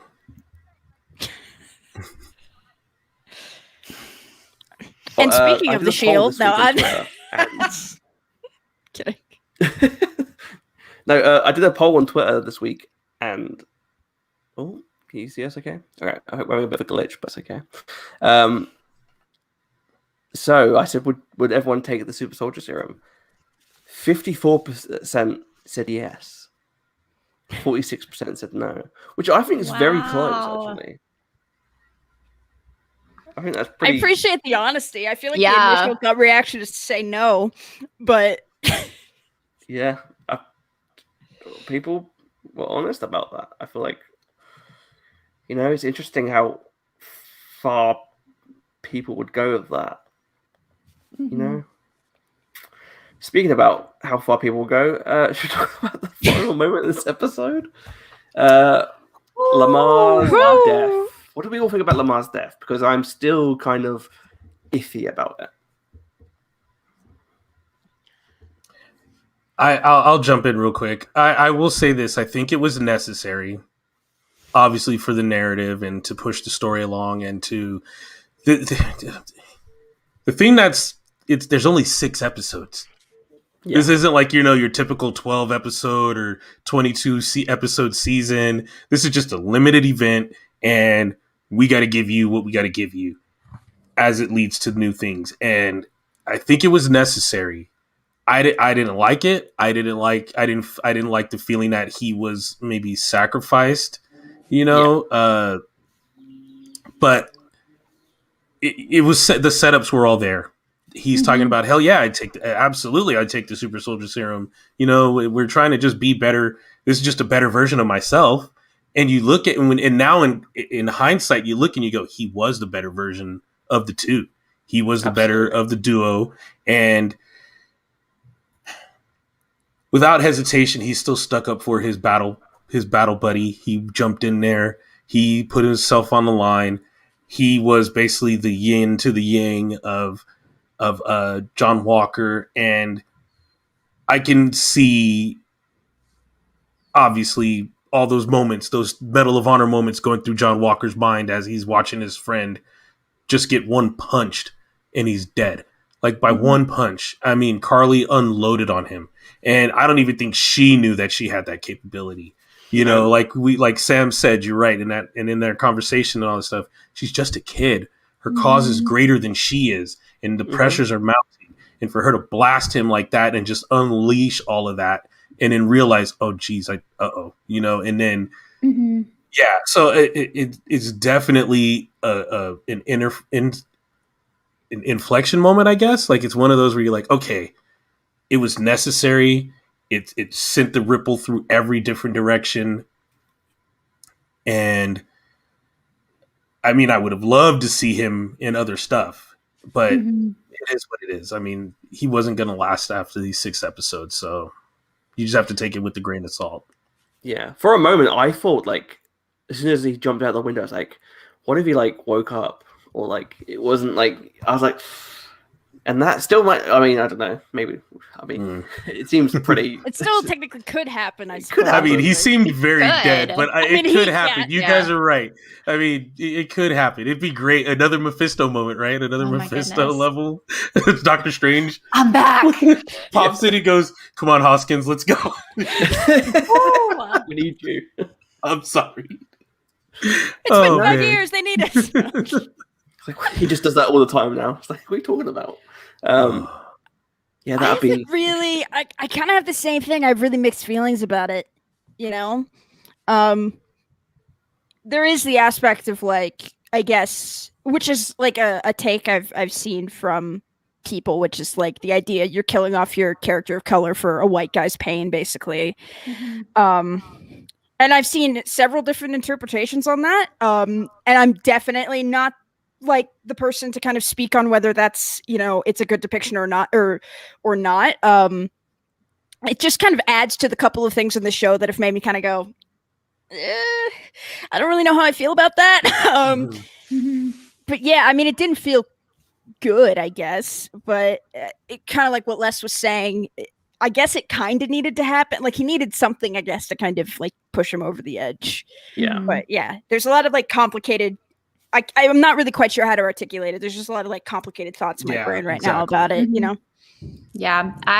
I'm with the both of you on this. I feel very like it was the plot point that needed to push him over the edge as far as like John Walker just snapping, but at what cost to a man of color's life was that necessary? And I just think that, yeah, I wanted to see more of him, and I felt like he was more of the moral center for the two of them, but I didn't get enough of him to like have his death even impact me the way that I feel like it needed to impact me too. So, but it is 6 episodes, and we can't dig any deeper. And if this was a regular Marvel movie, he would have had like maybe 3 lines of dialogue, and then he would have died, and we would have moved forward, which that sucks too. So yeah. Again, I agree with everyone here. Like, I think we could all see it coming. Like, it's just one of those, you know, you're like, as soon as he was introduced, I was like, I got worried. Because you're like, oh, you know where the character's sort of going, the trajectory. And you're like, oh, well, we'll see where this goes. And I guess how they deal with it afterwards as well is interesting. But yeah, I feel like it's like you said, it's hard to articulate because you're so wrapped up in that particular moment. Because it's the way it's done is so well done. Like as soon as that moment happens, I think everyone's breath goes because you can't even Karli and the Flag Smashers, they all stop what they're doing. I feel like the idea was to destroy the symbol, and that this was not what they wanted. They didn't want to kill an innocent person, and I feel like it was accidental. I know they're fighting, but you know, like it was like a involuntary response. Like obviously they're fighting, she's whacking him away, but she again forgets how powerful she is. I hope we see a bit more of Karli's thought process next week. Like maybe she feels guilty and should feel guilty, quite frankly. And I'm just really interested to see where they go with this because honestly, I mean, we'll dive into it. Our breaths were taken. We see him jump out the window, and then I guess we were all kind of shocked about how far they went with it, which is the idea that John pretty much murders this man who, we have to remind people, spoke out earlier in the episode and said how he was a big fan of Captain America and how he looked up to him. And the symbol that he grew up with as a child and looked up to, murdered, like he was murdered by. Right. And there's it's something literally like the symbol of America. There's something like so like visceral about that shot where he's holding the shield, because bloody shield, Captain America with a bloody shield, right? And it's like it's just everything about it is screaming that it's wrong. You know, like, and if you guys watch watch that scene again, look at the people in the background. They're all acting in but there's like some of them are like they're terrified. Some are, they got their cameras out recording. It's just this like, there's definitely going to be some there were people they focused in on somebody live streaming it. There's definitely going to be repercussions for that next week. And I think it's important that the episode was called The Whole World is Watching, which was a chant that was done in 1969 or no, not 1969, 68. I just watched the trial of the Chicago 7 recently, and all of the protests that were going on around the Democratic National Convention, that was a rallying cry. And you see the episode end that the whole world is watching. They have their cameras and they are watching this symbol is officially like tainted in blood, which I think is a greater metaphor of America's history, that it's always been tainted in blood, but I digress. But I think it's interesting that they do that, because 2 months later is Spider-Man Far From Home. And we watched the very end of that movie where Mysterio's team, they doctored the footage showing that Spider-Man killed Mysterio, and then they out him. I think something like that's going to happen next week, that they're going to try and explain it away of like, this is doctored footage. That's the American way, is it not? Wow. Right? Whenever there's any kind of gun violence that happens in this country or police brutality, it's like you don't understand the full context of the situation. Camera angles are very misleading. Goodness. Yeah. And I joked about it. I said, "Oh yeah, I had the picture of John Walker doing that," and I put, I just had a bad day. That day. Oh man, you guys are all just hitting all the nerves. Wow, that is. And that's what I agree. I completely agree, Meredith. I that's what had me interested. I was like, well, obviously they're going to take away the shield from him, and I was like, but are they? They wouldn't. No, what's going to happen? They've invested too much in this. Yeah, this guy, I think right? what'll happen is Bucky and Sam will rush him right then and there, probably. And be like, that never happened with Steve. That should never happen. I think this next episode they're gonna be fighting, and you're gonna see, because what I'm seeing here is, first of all, it seems like this version of the super soldier serum is way more optimized. Like, it's just better. Look at how many super soldiers have been created for the Flag Smashers, and they're all very strong, very, very fast. Karli's a powerhouse, and now John Walker has this version in him, and he's unhinged. And plus, with all his other stuff as well, like all the stuff. Yes, training, the athleticism, and he hasn't even gotten. I don't think he's getting the full effects of it. I don't think it's fully integrated into his body. So he's got a couple more power levels to go, I'm gonna guess, and I am really thinking they're gonna rush him to take the shield from him. He's gonna beat the crap out of them, go on the run. The government's going to quickly put all these like, hey, this was a terrorist organization, and our Captain America force was out there to take it out and get it done. They got the job done. They did what was necessary. That's why they're going to use the term necessary evil, or, this is an unfortunate circumstance. After investigation, after our own internal investigation, we were able to determine, all of those things where people don't get justice after getting hero Lamar was killed. listen, it was a stressful moment. Things got a little out of hand. We'll do the cleanup as much as possible. We'd like to refer anyone who's traumatized by this to this, this hotline, that hotline. Damage control, left, right, center, all over the place. And they're not even going to, I mean, they may bring him in to talk to him, but that may not even happen. I think he's going to be just gone from here on out in these next 2 episodes. I think it'd be really interesting if we get kind of this, maybe they'll steal the shield, right? I still don't know what the actual big bad of this show is, right? Like America. Yeah, maybe. Yeah. I think it's, you know what, I think you have a point, Ash. I still don't know. We keep hearing Power Broker. We can think like who's behind Power Broker. If anything, we still have Sharon Carter's angle in Madripoor. What can happen there? She may be, I mean, she has satellites all over the world. She can see everything. She may have something to do with this, or she may be like, look, something's going on over in this. She's got something to, like I said, she's got something to do with this. It's going to be interesting. Going on. There's going to be a lot of stuff in these next 2 episodes. But I think it would be interesting if we get this kind of thing in the end where like they take, maybe at the beginning of next week, since there's only 2 episodes left, they take the shield from John and maybe they like barely get out of there and Sam is able to like pick Bucky up and fly them away or something. Yeah. Sorry, just the visual image of that made me laugh. It's not funny, but I apologize.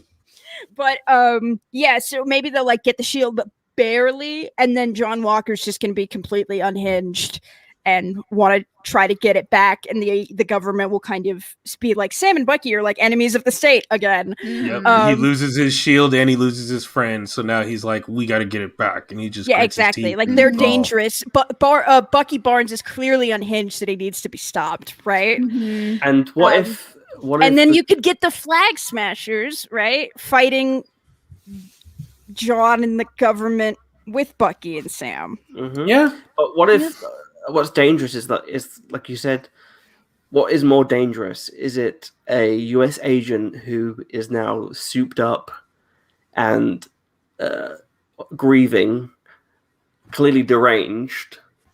What's more dangerous? Is it him with all those extra contextual bits being neglected by the government, being pushed out and saying you're not part of us anymore? Or is it more dangerous to have them sort of make excuses for his actions and in his head go, do you know what? I was right. What I'm doing is right. I should go off and murder these people now. I don't know what's worse in that context. That, like you said, Ash, that scene with the shield with the bloody, my immediate thought was an issue of the comics that I have, like the front cover that always struck me, which was Captain America No More, which is the one with all the blood. Oh. Yeah. And I was like, oh, like it's just something about that. And I feel like, again, like it's the red, white, and blue, isn't it? I feel like in these shows, WandaVision and Falcon and Winter Soldier, there might not have to be a big bad as we know it. It might just be a overriding theme, like how trauma was kind of the big bad in the sense of WandaVision. Maybe this is just like America and how we deal with that. I do think, like you said, I feel like we'll have Sam, Bucky, because we see them hanging out with Sarah and the kids on the boat. I think there's like a screenshot of like Bucky holding some kids up with his arm. With his arm, yeah. So I'm excited to see that. I wonder if they're going to have again, I feel like the episode before the penultimate episode is always going to be we need to come together away from the action. We have to work ourselves out, and by the end of it, go, do you know what? Time to unpack everyone's trauma. We love each other. If WandaVision was any indication. But yeah, the Power Broker thing is still intriguing to me because I have no idea who it could be. I think maybe it'll be a setup for future stuff. What if it's Steve? Does anybody have any current theories right now who you think the Power Broker is? Because I have 2, and that's my Mephisto level. Well, let's hear them. Let's hear them, please.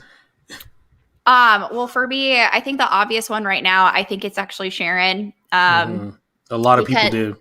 Because how do you end up in Hightown and you say that you're just like an arts dealer, but yet you've got satellites and you're tracking people all over the world?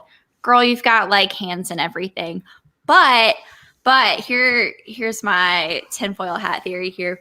What if the Power Broker is actually Justin Hammer? Think about that. That this. is not a bad idea. That is not a bad idea whatsoever. I want Justin Hammer back in the MCU, so I'm a fan of this theory. That would be a great way to like bring back this character who he is still around. He has connections to all sorts of people in the world, plus weapons. What better place to set up shop and build your empire out from Madripoor and cause mayhem from behind the shadows? Or maybe he's working, maybe he's working with the secret son of Obadiah Stane, and that leads into Armor Wars. Yeah. That'd be pretty cool. Yeah, I think maybe they're setting up, my kind of like speculation at the moment, I have no idea who the power broker is. I like the idea of it being Sharon, though. Mm-hmm. I think she's connected to the power broker in some way. If she's not the power broker, is something to it. She made a deal with the power broker if she's not it. So yeah. Sorry. Go ahead, Ash. But I totally forgot what I was saying. Oh, I'm so sorry. It's totally okay. It probably wasn't very smart anyway. I think maybe they'll set up the power broker as like an overarching kind of thing, because I really do think we're getting season 2s of these shows, but they're just not going to be called Falcon and the Winter Soldier and WandaVision. We're going to get like Vision and the Scarlet Witch, or like Captain America or a Captain America show or something. Captain Falcon. I think that's what it would be Captain Falcon. Captain Falcon. Yeah. And his signature move is called the Falcon Punch. The bird and the shield. How about that, dude? The bird and the shield. And there it is, dude. You're like, we'll get the broken boy. Yeah. That's kind of my outstanding theory, right? Because that's a way to like, because Vision and Wanda, we know from WandaVision, their story isn't exactly over. Vision is still out there, and that's not something that can be like quickly resolved at the end of Doctor Strange 2, I think. So like I really do think we're gonna get like a Vision in the Scarlet Witch show or something, you know. Yeah. I feel like if Marvel wanted to break the internet, you would have like a big chair and have like Sharon report to someone, or like someone else report to someone, and the chair spins around and it's Vincent D'Onofrio as the Kingpin. Oh my gosh, I lose my mind. Bring in Daredevil. You broke less. Do it. Oh my gosh. That wins. That's all I would want. Let D'Onofrio be Kingpin again. Let him be the power broker. Oh my gosh. Sam and Bucky like, who are you? And he goes, when I was a boy.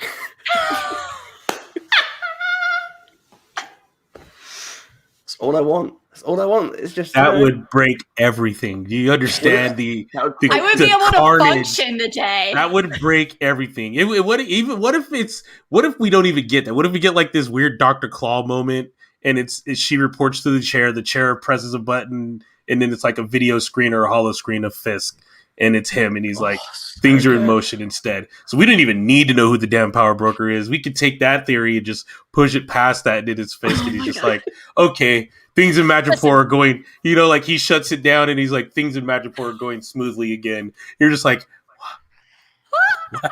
Listen, they have talked about bringing some of the Netflix stuff, and I really am kind of hoping that we get Jessica Jones in the Hawkeye show, because her and Kate Bishop are very kind of inexplicably linked. But oh my god, that'd be amazing. That'd be so cool. That's a shutdown of all shutdowns. That opens the doors we need open. That brings the people we need back. That answers the questions that we needed answered. Well, there's rumors that Charlie Cox is reprising as Daredevil in Spider-Man No Way Home. So that would be a great link, which I want it to be true. I don't know if it's fully true, but what a great way to link that and set up the seeds for it, to have Kingpin show up at the end of Falcon and Winter Soldier. And then we see Daredevil again. Oh my gosh. Kingpin is kind of the one universally beloved thing of the Netflix series. Yes. Yes. And Charlie Cox is Daredevil too. I mean, yeah. Yes, absolutely. And I mean, like, I like the first season of Jessica Jones. But same. Yeah. Oh my gosh. What's his face? Tenet was the Purple Man. Was incredible. Yeah. What a great villain. I miss him. Oh my god. Again, and I what do you think about that theory about Sokovia becoming Latveria? Oh. Well, they said at the end of episode 3 that Sokovia doesn't exist anymore. It's basically been absolved by surrounding countries, essentially. Mm-hmm. It could come together. Oh, I like that. I want Victor to show up at some point. I mean, we know he's going to come up at some point. I know people are like, I want a new villain for Vanessa. Like, well, then you can always. Also, what other but you can insert him into what your other Kingpin Fantastic theory. Four villain is there? Mole Man. Everyone's Galactus. My bad. Yeah. I forgot. No, honestly though, you could insert Von Doom into your Kingpin theory instead. Yeah, absolutely. Yeah, you could totally. They could interchange it with different. You could bring all kinds of stuff around. That's how you tie all of these shows together. Is because Von Doom and Wanda are connected. They were almost married at one point. Mm-hmm. I don't want to think about that, but we don't know what country she's in at the end of WandaVision. Could be Latveria. Yeah, I don't know. But then, you also got those like little Easter eggs and snippets. Of course, like I said, the Power Broker in the comics worked for the Red Skull. Mm-hmm. You never know. There might be some other character like Sin. They might bring. I don't know. I doubt they'd bring Sin in, but the daughter of the Red Skull is pretty cool. We still haven't seen a fair amount of Captain America villains too. Yeah, because we still need the Serpent Society, and we need them to show up. So and it's in Madripoor is one of the locations, so there's still time. The fact that they introduced Madripoor in episode 3, I have just been on a high ever since. I'm ready for all of the X-Men stuff. That's what I wanted to talk about as well. Did you guys see the fictional website that came up this week? Yes! I heard about it. There are hexagons everywhere. Hexagons everywhere. And there's 2 locations on the website. So it's a visit Madripoor, exploremadripoor.com. And it was people found it by going onto the Marvel website, and it was like a fake advertisement. And you click on it, it gets set up, and there's these different aspects. So you can find like secret locations, but you have to have passwords for it. The first one is to do with Hightown, and the password was Sharon Carter. The second one was to do with the docks. The password was Patch. No. Oh, they're messing with us. They're just messing with us. They are messing No, don't do that. I feel like we're being trolled. They're just trolling us. Exactly. They're because trolling us. Come on. They know what they're doing. If Patch shows up, I will ascend. I will leave this plane of existence. There's no reason. There's no other reason to consume any of this anymore. They don't even have to bring the X-Men in anymore. Well, if Patch is chilling in Madripoor with his eye patch on his head, just covering his eye, it's over. It's over. They're definitely trolling us because there's different containers that you can search numbers for. One of the containers, the ship name was Shang-Chi. Now that would be cool too. That came to mind that, hey, what if, because there's supposed to be some type of appearance cameo that's a big deal. And I would love, since his movie's coming up, I would love for Shang-Chi to just pop up out of nowhere and just kick some butt and then just be like, and just like send a message and put it down real quick. And you're just like, oh. Okay, yeah, Patch or Shang-Chi showing up. Patch will send me, but Shang-Chi will just like, I'll start salivating. Like, it's time. It's time to do more. It's time to go all in and just, it's over. And there was another. When is Shang-Chi's movie coming out? July. Or no, not anymore. It's in I think it's next year. They moved it to next year. Is it this year or next year? No, it's still this year. It's this year. Yeah, that's right. It's this year. We're getting 7 movies within this year. Okay. Right. Wow. Which September 3rd, 2021. Oh, that's not that far away? Yeah. Right. Now I'm curious about. That would make a ton of sense to have Shang-Chi pop up and set this in motion and just push even further. That'd be. Wait a second. We're getting Shang-Chi in September and Eternals in November. We are truly blessed with Marvel content this year. What a time to be alive! Black Widow too. Guys. We're getting Black Widow. We get Black Widow in July. Yelena Belova could show up in this series too. She could be the cameo too. in the next episode. She runs in those circles. Captain America. She's part of Captain America's web of like impact. I think I will say Hawkeye show though. Yeah, exactly. We've seen set footage of Florence Pugh hanging out on Hawkeye. So, and plus like Black Widow and Hawkeye have like that kind of connection. So it would. But I wouldn't say no to her showing up. I keep forgetting that Black Widow, the movie, is a thing. Yeah. Because in my brain, it's like, oh, it came out a year ago. It didn't, but... It's just been pushed back for so long, it feels like we've seen it. No, we haven't. Yeah, exactly. We'll finally see it. And then we will know too. And my brain's like, oh, yeah. I don't want to blow anyone's mind, but also one of the other ship names was... Krakoa. No way. Okay, they're just messing around. What in the world? They're just playing around. That is just not fair. That is not fair. That is not fair. My dude. Made me feel like, what if the power broker is the Mandarin? The real and that's Mandarin? Okay. Yeah, that's okay. And a lot of times for the MCU to save, just like in Game of Thrones, they would like roll like 3 or 4 characters into one to get them on the screen. You know, you can do that. I have no issue with that. Because it gives us the Mandarin, takes us into Shang-Chi. Come on, please. They've been setting up the 7 rings for a long time too, so you can add that extra element to it. Oh, all of this. Exactly. Delicious things coming our way. I can't wait. And all because of a bloody shield. Jeez. No. All because of a bloody shield. This is what happens every episode where it's like something completely unrelated, and then we're like, wait a second, let's talk about what could be in Spider-Man 3. Right. Which is fine. That's how it goes. These tangents are all good.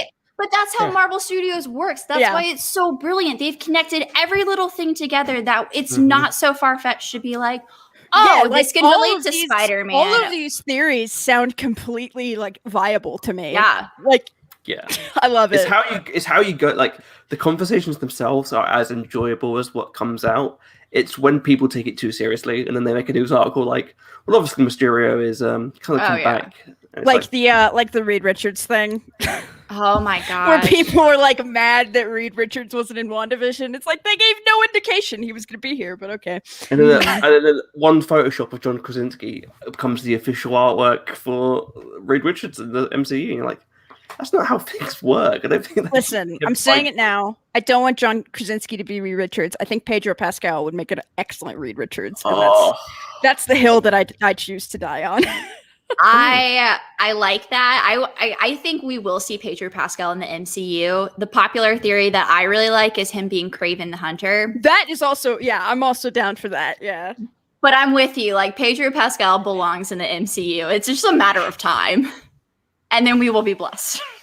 There we go. Absolutely. I don't know. He's just been on a role playing dads lately. I think he'd make a good Reed Richards. That's true. That is true.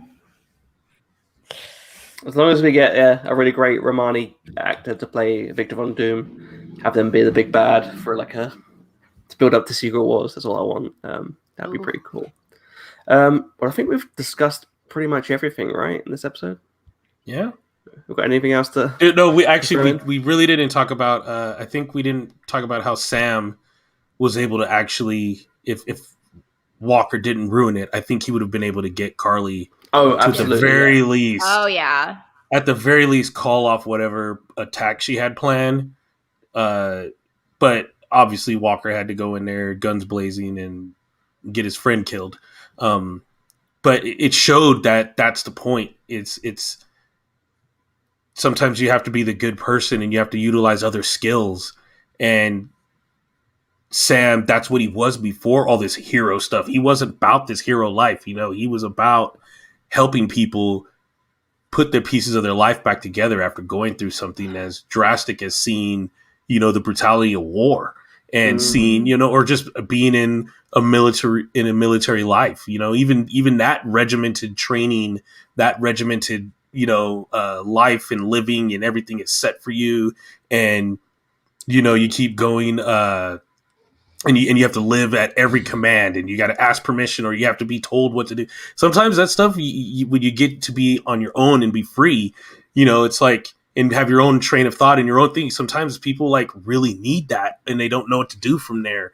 And that was the major quality of Sam before. He had lost his best friend, his partner in battle, and he was just like, you know what, it's time for me to help other people and help things and be that type of person. It's just, that was really cool. But of course, go ahead. I thought it was really interesting that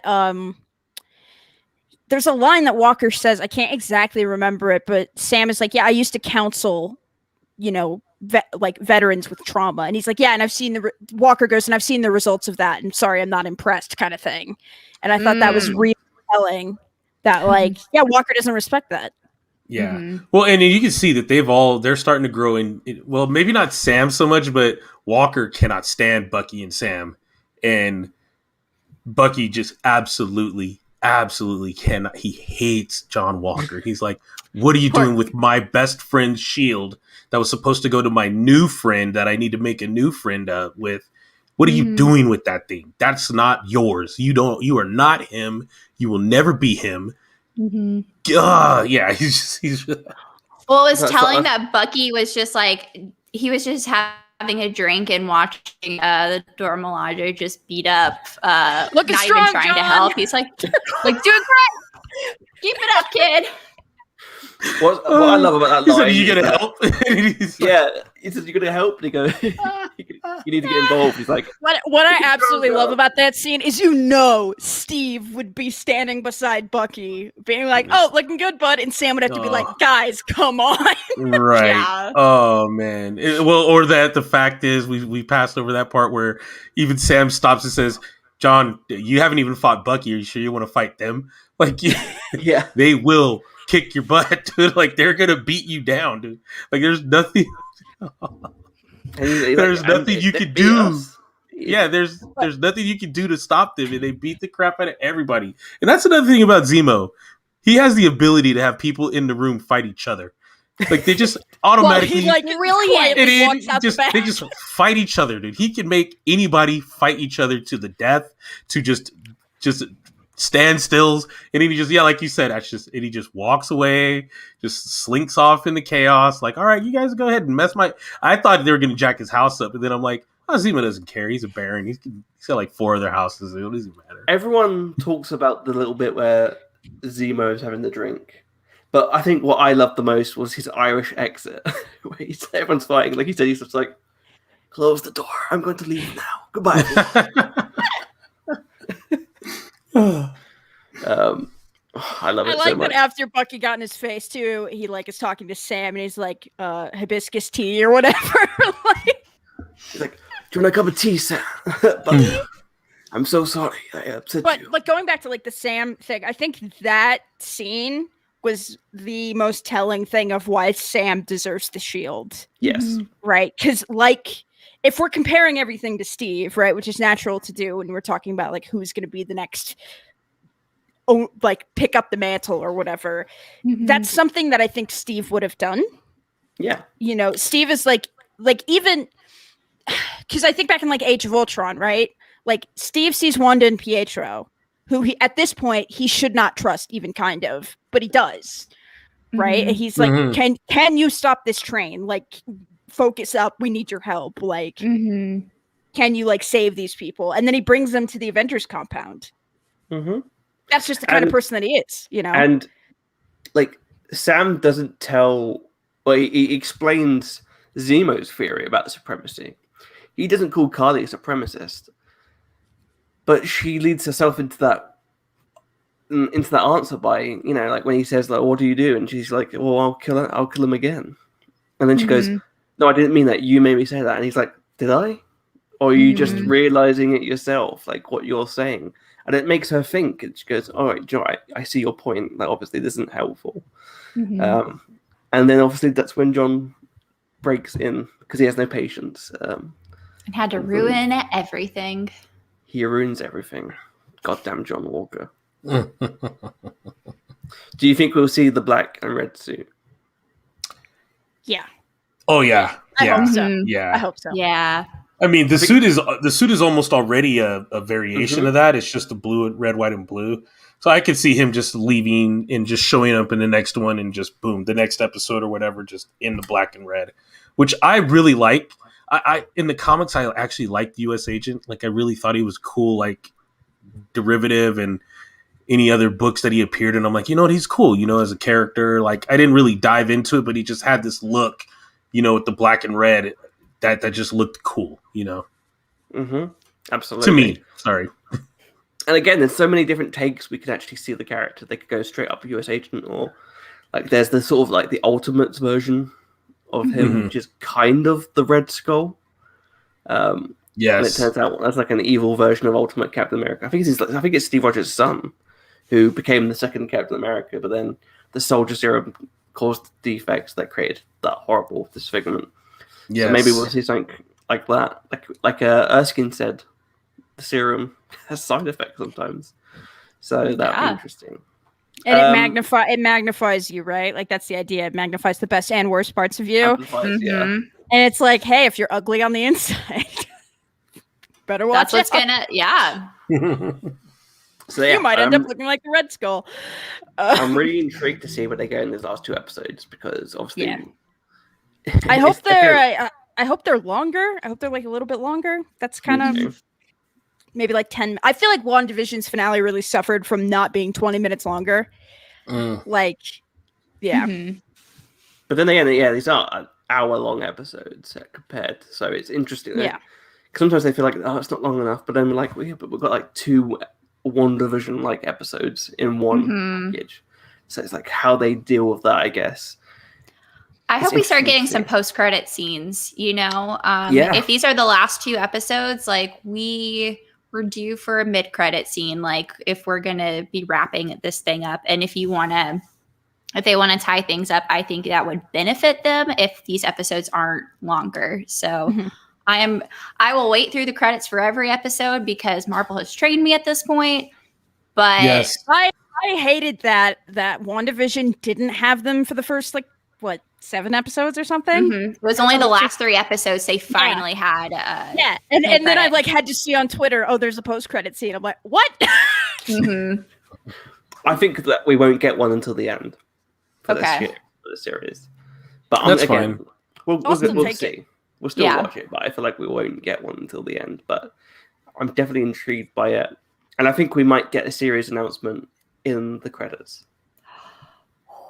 Maybe like Captain America and the Winter Soldier will return in I don't know, series 2. That'd be cool. But yeah, I'm really intrigued to see where they go with these last 2 episodes. I think next week might be the penultimate. We need to talk things out. Like, we're on a boat, we're gonna chill, we need to learn about each other. And do you know what? I'm not going to leave you after this. We're best friends now. Because like I said before, both Sam and Bucky are kind of the same. They both relied on Steve, and now they need someone else to rely on. And they're both looking for someone else. And they're both perfect to rely on each other. They both complement each other really well, yeah. Yeah, they're a great team. And I feel like even though they say they don't care, we do see them care for each other in different ways. Yeah. Like in not this episode, but the one before, where we see in the bar when Bucky has to go and become a Winter Soldier, and Falcon puts his hand on him. It's like, are you okay? Like, he actually cares about his mental health. And then this week, when Sam's family gets threatened, and Bucky's like, are they okay? And like, you're not going alone. I'm going with you. Yeah, exactly. And that's the way that Bucky would like. That's the way that Bucky like shows his care. I'm not gonna say love of someone because it's not that deep yet. At the least, it's loyalty. At the least, it would be loyalty. So, which all will lead to love at some point. It's true. I think there's a bit of love in there deep down because you know, even if he doesn't want to admit it, Sam put his life on the line for 2 years. Yeah, for this person that he doesn't know, and that creates respect, even if they have like a little bickering about it at some points. I feel like, and I think like at the end of the day, they trust the other person to stand by them. Yeah. Yes. And Sam, I think what Sam respects most of all, and the same with Bucky, they both respect Steve's judgment, and Steve trusted both of them. So I feel like this. But yeah, it's kind of like that thing. It's like you made a friend of your friend, and you're like, "This, my friend is cool." So I think, like that's kind of how I met Charlie, right? Like we have a mutual friend named Saf, and I was like, "Okay, Charlie must be cool since Saf thinks he's cool." There you go. Hey. Your reputation precedes you, basically. Yeah, exactly. And my vibranium arm probably helped as well. That too. That's the only reason I do a podcast with you. Did you see that photo of Sebastian Stan getting his Starbucks? No, I didn't. No. Oh my god! What? There's a picture of him this week that I think came out because it was this week's episode where it got taken. But there's a picture of Sebastian Stan at a Starbucks in costume. And it's so funny because he's got the arm on, but like without the hand. Here we go.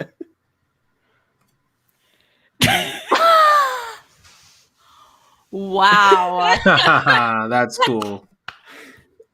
I just love like Bucky at Starbucks. Like, it's just Bucky at Starbucks. No big deal. Can I get a cappuccino? It's like that. It's like that picture of Benedict Cumberbatch as Doctor Strange just sitting in a coffee house. Yes. I would love like a calendar of like the actual MCU character heroes doing random stuff, like the shawarma scene, like Peter like Parker Spider-Man's at Home Depot. Spider-Man Home Depot is the new film. Yeah.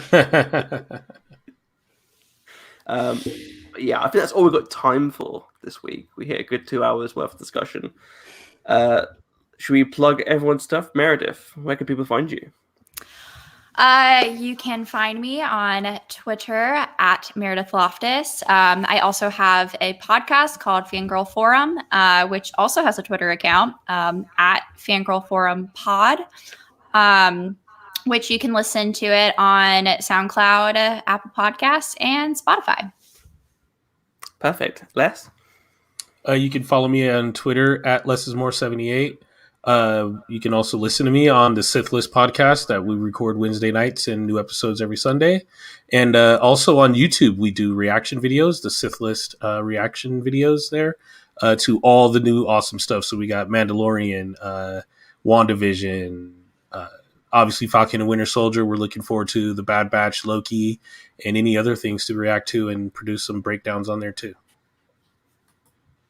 Yeah, and I want to shout out because I love reaction videos, and the Sith List are like one of the best. Like your guys' reactions to the episodes are really cool. Ash, where can people find you? You can find me on Rogue Podron, which is at Rogue Podron on Twitter, or I think pretty much every podcatcher. Wherever you listen to podcasts, we're there. And it's a Star Wars Book Club podcast where we rarely talk about Star Wars, but we try. I appreciate the honesty. Yeah. Yes. Tandor is awesome. You'll know in the first 5 minutes that it's not exactly your typical Star Wars Book Club podcast. Speaking of not typical Star Wars podcasts, you can find me on the Imperial Senate podcast, where we have a quirky way of looking at the Star Wars franchise and talking about weird topics. You can also find me on Twitter at CMWASHBY. On my bio, it's got all my links to everything, so Ko-fi, Patreon. And speaking of Patreon, you can find my other shows, such as Batman Returned, which is where me and Alden Diaz go back and do commentaries for different Batman movies. We've just started season 2. That comes out this Wednesday, and we've done a commentary for Batman Begins. This is the Nolan season, and it's going to be a fun time, actually. So we're looking forward to that. So check us out there. And I think that's it. So thank you so much for coming on, and thank you everyone for listening. See you next time.